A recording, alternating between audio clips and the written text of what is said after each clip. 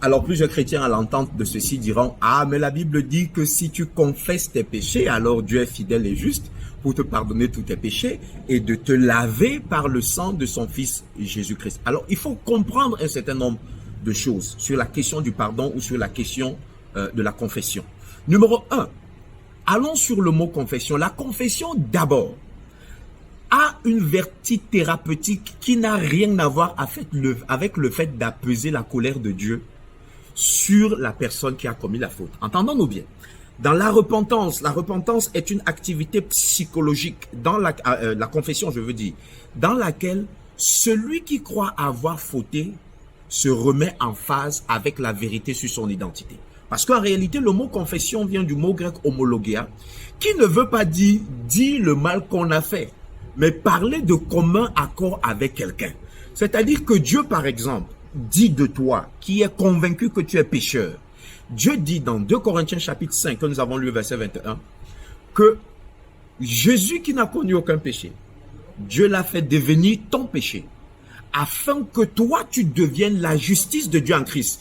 Donc, chaque fois qu'un chrétien ouvre sa bouche pour dire, Seigneur Jésus, pardonne-moi, je sais que je suis un pécheur, je viens de fauter, ce que je fais n'est pas bien. Dieu n'est même pas au courant de ton discours. Parce que là, ce que tu es en train de dire est un mensonge. Dieu dit de toi que tu es juste et toi, tu es en train de le contredire chaque fois que tu t'appelles pécheur.